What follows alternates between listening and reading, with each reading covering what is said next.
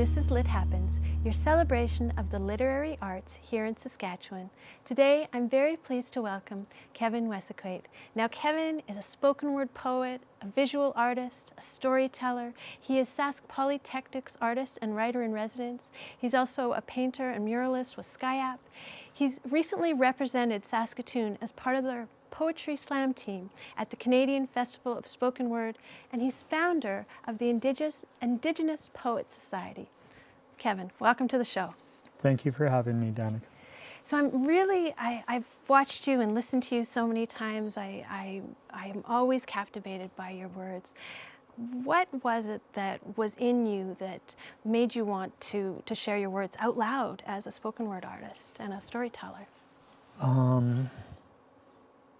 I guess what it first was a need or a desire to share my stories with people. I guess because I could, like with poetry, I was able to reflect certain stories that a lot of the other poets that I was writing with at the time couldn't reflect upon, like poetry that kind of had stories and backgrounds in regards to what life was like as a boy on the reservation, what life was like for a boy in the urban environment, and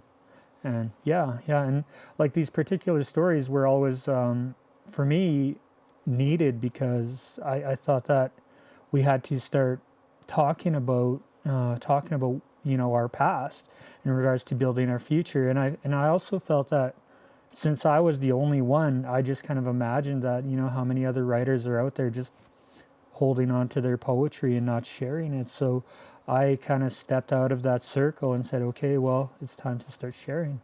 And was that sort of that desire to share what led to the formation of the Indigenous Poets Society? Oh, most definitely. It was one of the driving forces for a number of years. I remember, back in 2006, 2007, always putting the call out for other Indigenous writers to come forward and help me create some sort of writing circle, if you will. And it was really difficult. Like for a long time, no one was coming forward, but I don't have that problem anymore.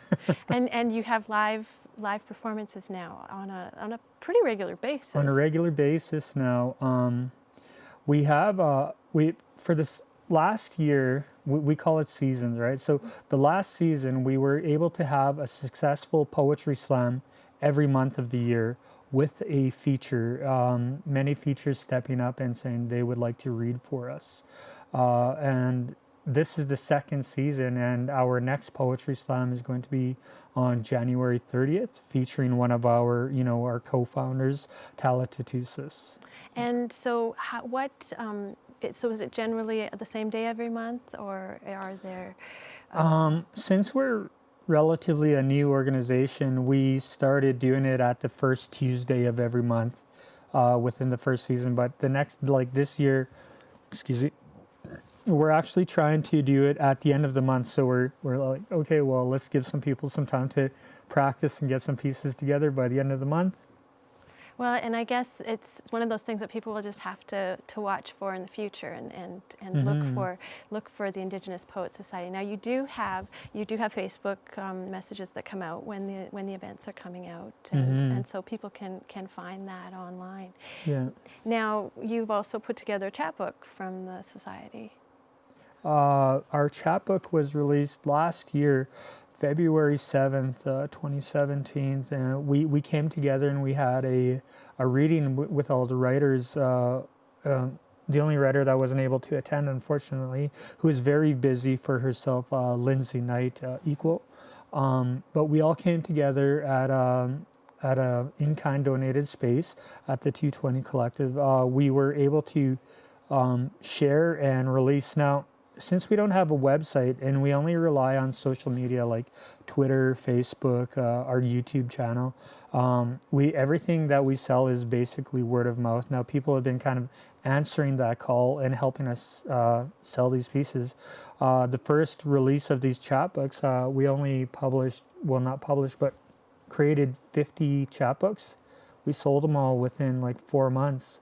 I created another 40 more, and I sold those to an organization out in Toronto, and I just created another 50 more. So they are available. So wonderful. And so we'll get back to your writing now and Okay. your poetry. So would you like to read us something today? For sure. All right. So this piece is, I'll just kind of introduce it.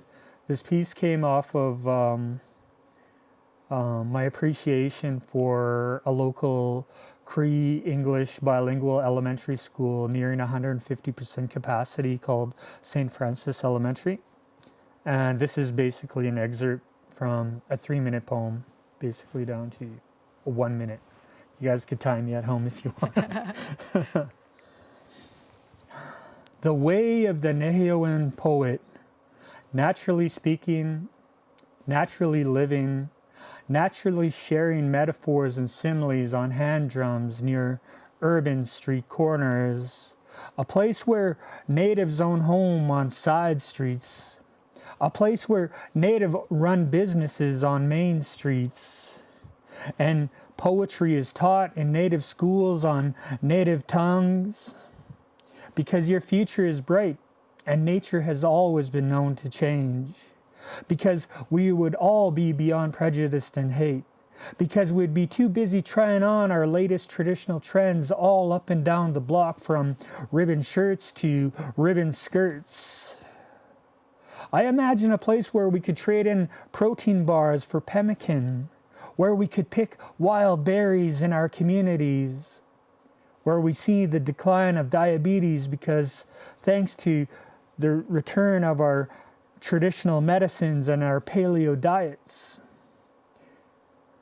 A place where children can run in the streets and the parks free of gangs and crime. A place where young men can let out their hair like warriors of the past, only now wearing suits and ties. A place where beadwork is valued over diamonds and gold and honored to the most extent. A place where instead of us seeing elders begging for change and suffering from homelessness, we would house them in the best of places.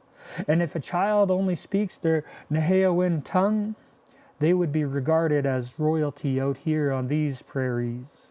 And it's you I'm referring to, young native poet. Thank you so much. And that's, that's a very urban poem, but there's so much color and there's so much depth in it. So Thank you.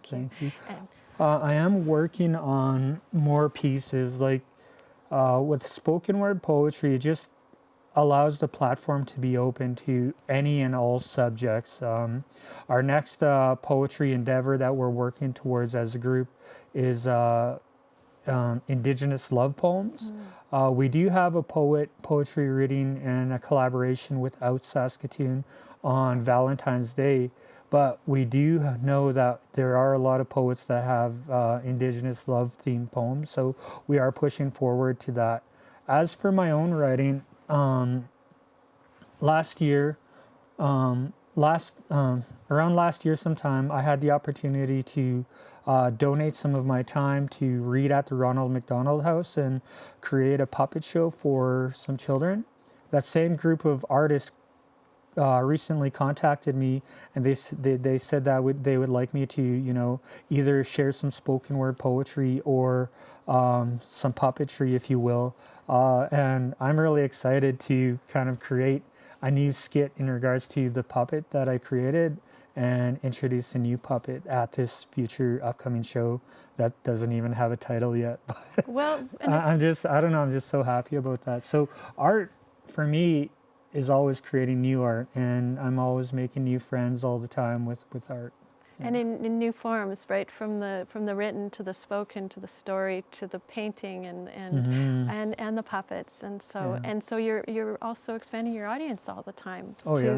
To all ages, so that's really wonderful. Ages. Yeah. Well, Kevin, I know people should watch for you, and I know that there are posters with your name on quite often when there are events coming up, and people can find you on Facebook as well and follow you there, right? Yeah. Oh yeah.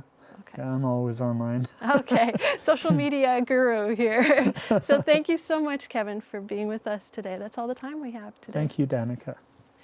I'm Danica, and this has been Lit Happens. You can find past episodes by going to our YouTube channel by looking up Shaw TV Saskatoon. You can find me on Facebook or Twitter, or you can contact me at danicalorer@gmail.com. Thanks for watching.